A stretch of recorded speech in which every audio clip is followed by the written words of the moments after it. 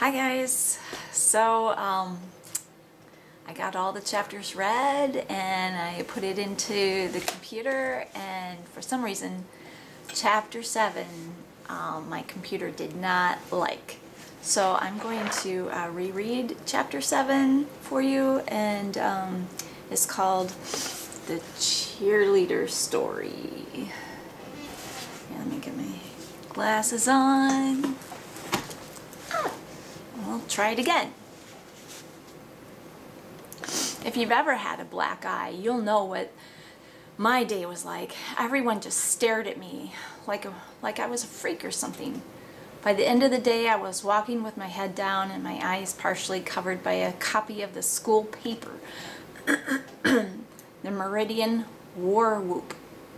Still, the day wasn't all bad. I didn't see Mr. Dawson once, and there was no sign of Jack or his friends. I figured I probably scared them off for at least a few days. As I walked into biology, my last class of the day, I noticed Taylor Ridley staring at me. I ignored her gaze and sat down. "Hey," she said, "are you okay?" I didn't look at her. As usual, my tics started. She leaned toward me. "Michael." I didn't even know she knew my name. The tardy bell rang, and Mr. Polson began walking up and down the rows of desks, handing out our tests. "People, today's test compromises 1/5 of your final grade, so you do not want to rush it. I want complete silence, ne'er a word. You know the penalty for cheating, so I won't elaborate except to remind you that it's an automatic F and an unpleasant visit to Mr. Dawson." Is there any other kind, I thought. Mr. Polson walked in front of the classroom. "When you're done with your tests, bring them to me, then go back to your desk and sit quietly." I could see Austin squirming in front of me, happy as a pig in mud. He loved tests. Sometimes, for fun, he'd download them from the internet and quiz himself. Clearly something was wrong with him. I pulled out my pencil and began. Number 1. Which definition best describes a chromatid? A. Protein/DNA complex making the chromosome. B. Molecules of DNA with specific proteins responsible for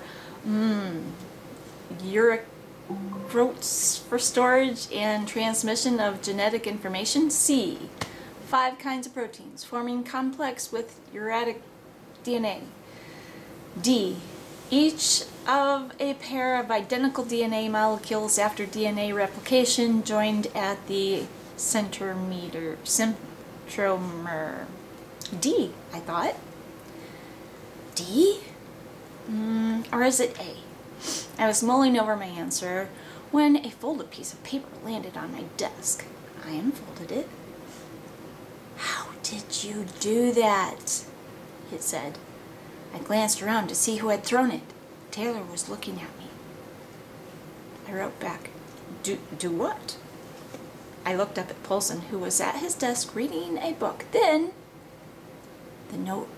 I threw the note back. Within seconds, the note was on my desk again. "You know, I saw you do something to those boys." I sent her another note. "I didn't do anything." Taylor wrote back, "You can trust me." I was writing another denial when I heard Mr. Polson clear his throat. I looked up. He was standing at the top of my row, staring at me. "Mr. A, those notes wouldn't have something to do with the tests we're working on." I swallowed. "No, sir." "Then you picked the wrong time to share your feelings with Miss Ridley." I blushed while the class laughed. He walked towards me. I was blinking like crazy. I think I was quite explicit about the rules. "Hand me that note." I looked down at the paper. I couldn't give it to him. Even if he read it out loud, everyone would know. "Wait," Taylor said. "He didn't do anything. I was the one passing notes." He looked at Taylor, and his expression changed from stern disciplinarian to a gentle educator. I think even he had a crush on her. Oh, what did you say, Miss Ridley? I wrote the notes, not Michael. He looked at Taylor in disbelief. She was the model student, incapable of such a shameful act. Then, while he was looking at her, Taylor did the strangest thing. She smiled at Mr. Poulsen with a confident smile, then cocked her head to one side and narrowed her eyes. Suddenly, Mr. Poulsen looked confused, like a man who had just been awakened from a nap. He blinked several times, then looked at Taylor and smiled. Excuse me, what was I saying? You said we have 40 minutes left on our test, Taylor said. He rubbed his forehead. Ah, right. Thank you, Taylor. He turned back towards the class. Everyone kept at it. You have 40 minutes left. He walked back to his desk while everyone in the class looked back and forth at each other in amazement. I couldn't believe what just happened. I looked back at Taylor. You can trust me, she mouthed. It took me a whole class to finish my test. In fact, I ran out of time at the last 3 questions and just randomly circled letters. Austin had finished the whole thing in less than 15 minutes and strutted to the front of the room to turn in his test, unaware that the rest of the class was staring daggers at his back. For the rest of the period, I could hear him sneaking cheese puffs from his backpack. After the bell rang, Austin and I walked to our lockers. Man, that test was cake, Austin said. I can't wait for the next one. You're a freak, I said. Suddenly, Taylor grabbed my arm. Michael, we need to talk. No, we don't, I said. I kept walking, leaving her standing there. Austin looked at me in amazement. Dude! That was Taylor Ridley. You just brushed off. I looked at him. So? He smiled. That was so cool. Taylor ran in front of me and stopped. She looked at Austin. Excuse us, please. Sure, Austin said, looking thrilled that Taylor had spoken to him. After he'd taken a few steps back, she turned to me. Please. I can't, I replied. I need to know, Taylor said. I really, really need to know. I just looked at her. What did you do to Mr. Poulsen? I don't know what you're talking about, she said, mimicking what I'd written to her on the note. You did something, I said. I saw it. Really? Well, so did you. Nothing I can tell you about. Michael, please, it's important, she grimaced. I'm begging. Dude, she's begging, Austin said, forgetting that he wasn't supposed to be listening. Taylor turned to him. Excuse me, she said sharply. Austin wilted beneath her gaze. Sorry. This time he crossed to the opposite side of the hall. I looked at her for a moment and then said, I'd get killed for telling you.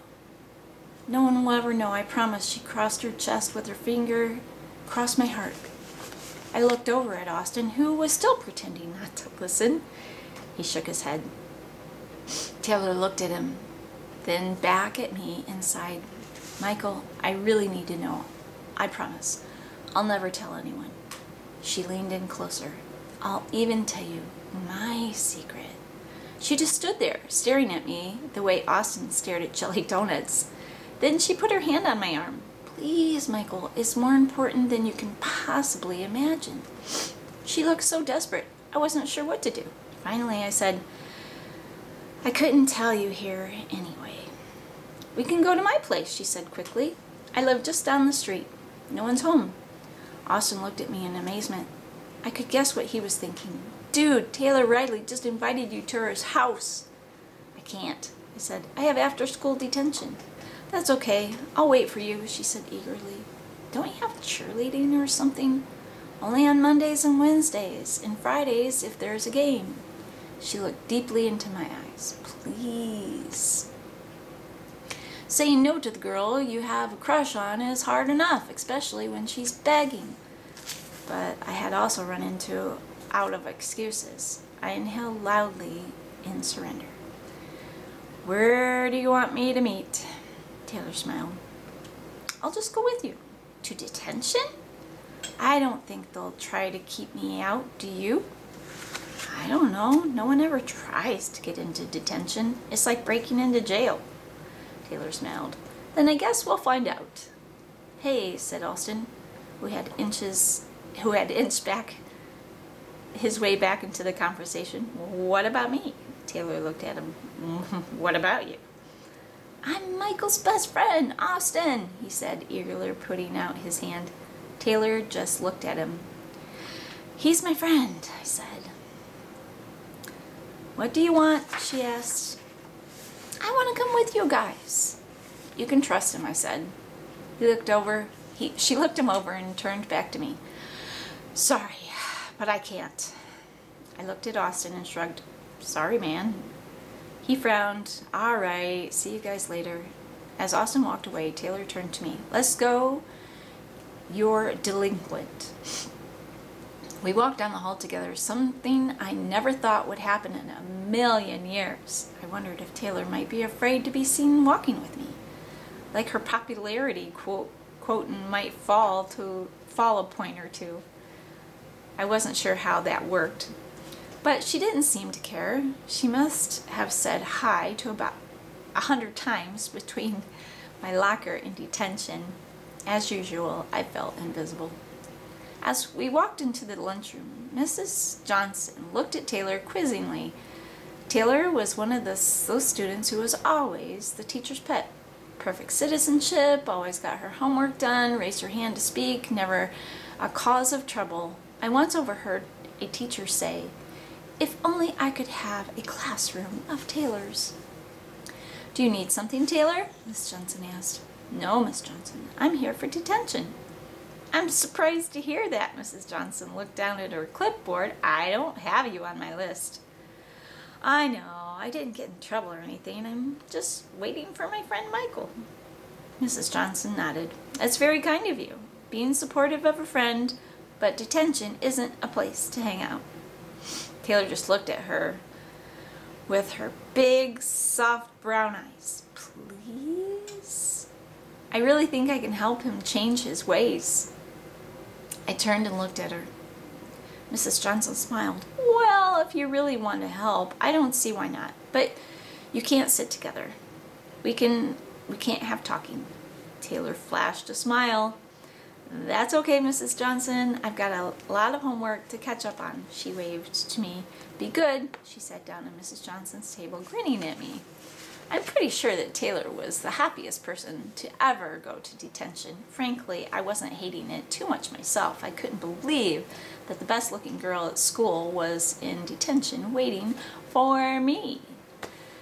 The lunchroom was at least 10 times more crowded than the day before, which meant there was either a sudden outbreak of misbehaving or Mr. Dawson had a really bad day.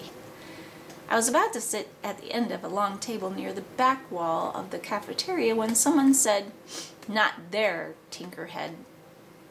I looked up. Cody Applebaum, a 6-foot 9th grader, was walking towards the table, sneering at me. That's my side of the table. I had no idea that what a Tinkerhead was.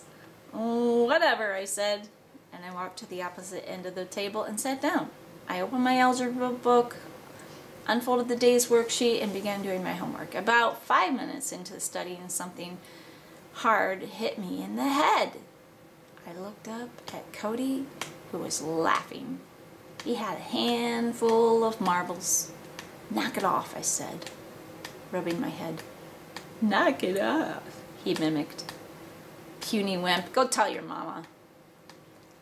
Sometimes I felt like I was wearing a sign that said, pick on me. I went back to my book. A few seconds later, another marble hit me in the head.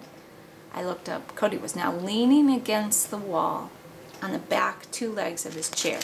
He raised his fist and bared his teeth like an angry baboon. Stop it, I said. Make me. I went back to my study, and less than a minute later, a marble hit me in the head. As I looked up, I noticed the metal trim that ran along the wall where Cody was leaning. I don't know why I did it. Maybe I was still feeling great from finally putting Jack in his place. Maybe it was the obnoxious smirk on Applebaum's face. Or maybe it was that I was showing off to Taylor. But Most likely, it was the accumulation of too many years of being bullied. Whatever the reason, I was done with playing the victim. I slowly reached back and touched the trim behind me and pulsed. Cody let out a loud yelp and fell back of his chair, smacking his head against the wall, then the floor. Then Mrs. Johnson stood up to see what happened. Applebaum was lying on his back, rubbing the back of his head. "Cody, quit screwing around." He looked up from the ground. Something shocked me." "Right, Cody. I saw you leaning back on your chair," Mrs. Johnson said. "One more outburst like that and I'm adding 2 days to your detention." Cody climbed back into his chair. Sorry, Mrs. Johnson." I looked over at Taylor. She was looking at me, slowly shaking her head. I shrugged. Mrs. Johnson let us out early again. On the way out of the cafeteria, Taylor said, "Nice spending time with you, Mrs. Johnson." "You too, Taylor." Mrs. Johnson glanced over at me. "Hopefully your behavior will rub off on some of the other students." "I hope so," she said.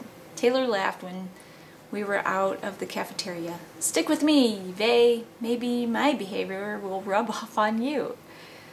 "Thanks," I said sarcastically. Actually, I was happy to stick with her, but for other reasons. As I walked down the hall, Taylor asked, "What did you do to Cody?" Nothing," I said. "Same nothing you did to Jack and his gang?" I grinned. Maybe. "Whatever you're doing, you shouldn't be doing it in public like that. You shouldn't talk. Besides, Cody started it." "It doesn't matter," Taylor said. I turned to her. "It does to me. I'm sick of being picked on and doing nothing about it." I opened the door for her and we walked out of the school. "I know, but if you keep doing it, someone's going to figure it out." "Maybe, maybe not." We walked toward the back of the schoolyard. "Where do you live?" I asked. "It's just through that fence over there and 2 houses down. So tell me about the other day when Jack was picking on you." "You have to first tell me what you did to Mr. Polson." Taylor nodded. "Okay, I'll tell you when I get to my house." Taylor's house was a tan rambler with plastic pink flamingos in the front yard and a small grove of aspens on the side. She took a key from her pocket and unlocked the door. "No one's home," she said. She stepped inside and I followed her. The house was tidy and nice, bigger than our apartment, but not by much. There was a large wood frame picture of her family above the living room fireplace. She had 2 older brothers. Everyone in Taylor's family had blonde hair and blue eyes except Taylor. "Where's your family?" "My parents are at work. My brothers are in college. I usually only see them on weekends." "Where do your parents work?" "My mom works for a travel agency and does educational tours for high school students. My father is a police officer." Taylor turned on the lights and led me to the kitchen. "Want some juice or something?" "No, thanks." "Go ahead and sit down." I sat down at the kitchen bar while she looked inside the fridge. I put my hand over my right eye, which was fluttering like a moth's wing. "How about some lemonade?" she asked. "Sure." She poured us both a glass, then sat down next to me. "Can I ask you something?" "Sure." "Why do you blink like that?" I flushed. "I have Tourette's syndrome." "Tourette's syndrome? You mean like those people who shout out swear words for no reason?" "That's Tourette's, but I don't do that. I do other things, like blinking?" "Blinking. Sometimes I make gulping noises, sometimes I make faces." "Why?" I shrugged. "No one really knows why. Tourette's is a neurological thing, so it can affect any part of your body." "Does it hurt?" "Sometimes." She thought it over. "Is it okay that I'm asking you about this? I'm not trying to embarrass you. I just thought if we're going to be friends, I should know." What she said made me happy. If we're going to be friends? "Yeah, it's okay." Taylor stood. "Let's sit in the family room. You can bring your drink." We walked into the next room, then sat down next to each other on the sofa. I took a drink of lemonade and puckered. "Wow, that's sour." "My mom must have made it. She makes it really tart." Taylor took a sip. Yep, Mom. I set down my glass. So she said, lacing her fingers together, are you going to tell me what you did to those boys? You said you'd tell me your secret first. Taylor smiled nervously. I know I did. It's just... She looked at me with her beautiful brown eyes. Please, I promise. I'll tell you. It's just easier if you go first. There is something about Taylor that made me feel like I could trust her. Okay, I said. What did you see? I heard a loud zap. Then I saw Jack and his friends rolling on the ground like they had been tased. I shook my head. That's pretty much what happened. How did you tase them? I thought over how much I wanted to share. Taylor said, my dad has a taser. He also has a stun gun. He showed me how they work. My mother made me promise to never tell anyone about my electricity. But we had never talked about what to do if somebody already knew. Oh, I just lost my place. Or at least thought they did. I don't know if I should say, I said. Taylor leaned closer and touched my arm. Michael, I understand. I really do. I've never told anyone my secret, but I'm tired of keeping this to myself. Aren't you? Her eyes were wide with sincerity. I slowly nodded. Austin's the only person I'd ever told about my electricity, and telling him had been an incredible relief, like 100 pounds falling off my shoulders. I slowly breathed out. You know, when people rub their feet on the carpet and then build up electricity, then touch someone to shock them? Static electricity, she said. Right. When I was little, I would touch people and it would shock them like that. Except I didn't have to be on carpet. I could be on anything. And I didn't have to rub my feet. Only the shock was much worse. Sometimes people screamed. It got so bad that my mom made me wear rubber gloves. As I got older, I got more powerful, but I did to those boys was nothing compared to what I could have done. Taylor set down her lemonade. So you can control it? Mostly. Sometimes it's hard. What does it feel like when you shock? To me or them? She grinned. You. I can guess how it feels to them. It's like a sneeze. It just kind of builds up and then blows. Can you do it more than once? Yes, but I can only do it as many times before I start to lose energy. It takes a few minutes to build it up again. Do you have to touch someone to shock them? Yes, unless they're touching metal, like Cody was today. She nodded. That was actually pretty cool. Do you ever shock yourself? No. How come? I don't know. Electric eels don't shock themselves. I took another small sip of the lemonade and puckered. You don't have to drink it, Taylor said. I won't be offended or anything. It's okay. I set the glass down. Your turn. What did you do to Mr. Polson? A wise smile crossed her lips. I rebooted him. You what? You know, like rebooting a computer, I reboot people. I think it's an electric thing too. The brain is just a bunch of electrical signals. I can somehow scramble them. That's weird. You're calling me weird? I didn't mean it like that. I'm not saying you're weird. Well, I am, and so are you. I don't think there's anyone else in the world like us. Unless they're hiding it like us. I mean, I sat next to you in class and never knew. That's true. When did you first notice that you were different? I asked. I think I was around 7. I was laying in bed one night under the covers when I noticed that there was a bluish-greenish glow coming from my body. You have a glow? Sorry, my face got dark.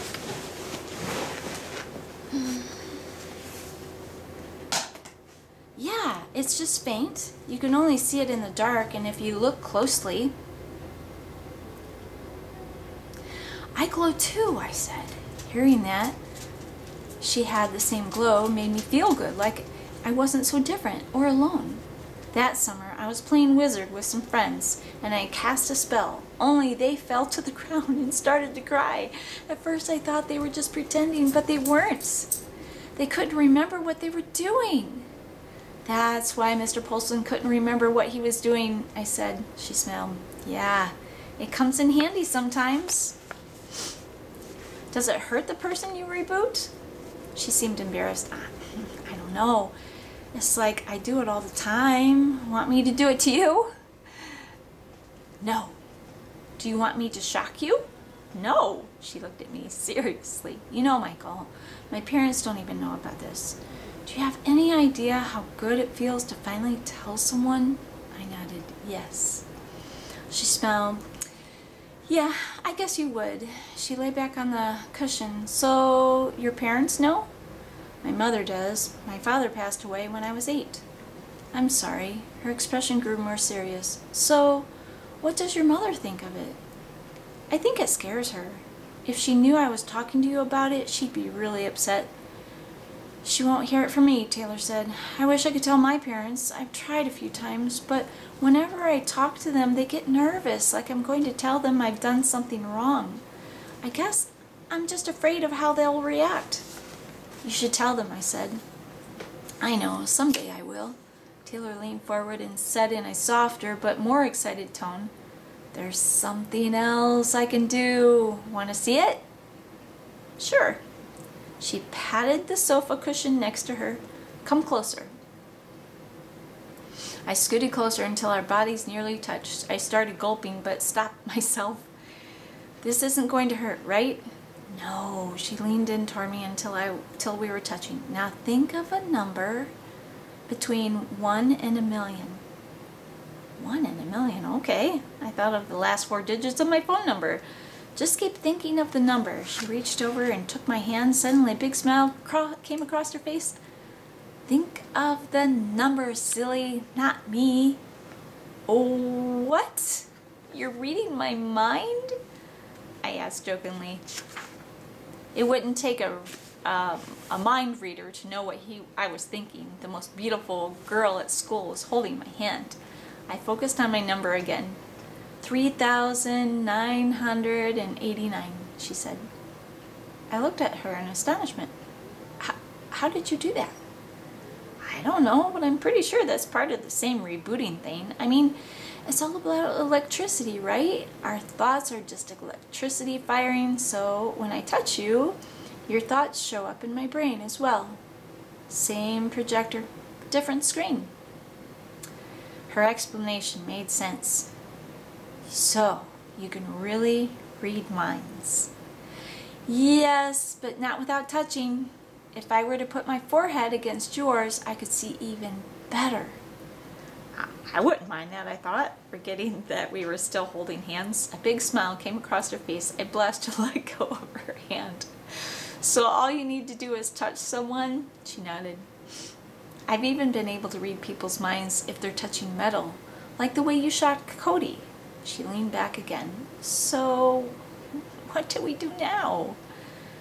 First, we need to promise never to reveal each other's power. We already did that, she said. Right. Second, I think we need to stick together. She looked at me with a funny expression. I'm glad she wasn't touching me. After a moment, she said, that's a good idea. We should start a club. A club? With just the two of us? Unless you know someone else like us. Austin should be in our club. He could come in handy. Who's Austin? He's my friend. You just met him at my locker. He sits in front of me in biology. Ah, the know-it-all kid. I nodded. He's my best friend. Does he have powers?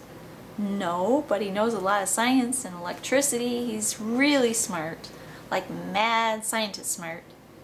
His mother told me when he was only 6 years old, their DVD player broke. Before his father could take it in for repair, Austin had taken it apart and fixed it. He's not too smart socially, Taylor observed. That's a different kind of smart. But can he keep a secret? Because no one can know about this. He's kept my secret since I told him. How long ago was that? Almost 3 years. Besides, who's he gonna tell? I'm his only friend. Taylor didn't look completely convinced, but she nodded anyway. All right, he can be in our club. We'll need to come up with a name, I said. Every club has a name. You're right. How about the Power Team? I frowned. No, too boring. How about the Electric Eels? Yuck, she said. Have you ever seen one of those? They look like fat snakes with acne. Besides, shocking people is your thing. You could call yourself Eel Man. I didn't really care for the name, though. I did like the reference to me as a man. And you could call yourself the Human Reset Button. She shook her head. Let's just stick with our real names. Okay. Besides, we don't have to come up with something right now. Austin's good at this kind of thing. He'll have some good ideas. We sat in a moment in silence. Taylor stood. Would you like some more lemonade? No, I'm good. She looked at the clock above the television set and groaned. My mom will be home in another half hour. You better go. My parents are kind of strict. I'm not allowed to have boys over when they're not here. I stood. I need to get home anyway. She walked me to the door. Thanks for coming over. You're welcome. When should we get together again? I tried not to sound too eager for our club. When's good for you? How about tomorrow night? I can't. There's a basketball game. Aren't you going? Right. I forgot. The truth was, I hadn't ever gone to a school game. How could you forget? It's the regional championship. I've just got a lot going on lately. How about Saturday? Saturday's good during the day, but at night my mom and I are kind of celebrating my birthday. Saturday is your birthday? I nodded, but we're really celebrating on Monday since my mom has to work all day Saturday. Taylor said, my birthday is Sunday. Really? That's a coincidence. Her brow frowned. Maybe it's not. We were born on nearly the same day and we both have electrical powers? Think about it. Maybe it has something to do with the stars being aligned or something. It may sound strange, but I never considered why I had electrical powers any more than I had wondered why I had Tourette's. If that's the case, then there would be tens of thousands of people like us, I said. Taylor shrugged. Maybe there are. I doubt it, I said, or we'd have at least heard of a few of them. I mean, someone pops a zit and it ends up on the internet. You're right, she thought some more. Were you born here? I shook my head. I was born in Pasadena, California. How about you? I don't know. I was adopted. Now I understood why Taylor looked so different from the rest of her family. So we'll get together on Saturday? I asked. Sure, but first I need to make sure my parents don't have plans. They've been on my back lately for being gone too much. I'll let you know. Great. She opened the door for me. Bye, Michael. See ya, Taylor. Thanks for the lemonade. You're welcome. Talk to you tomorrow. After she shut the door, I took off running. I had just formed an exclusive club with Taylor Ridley. I didn't need to run. I could have floated the whole way home. See ya.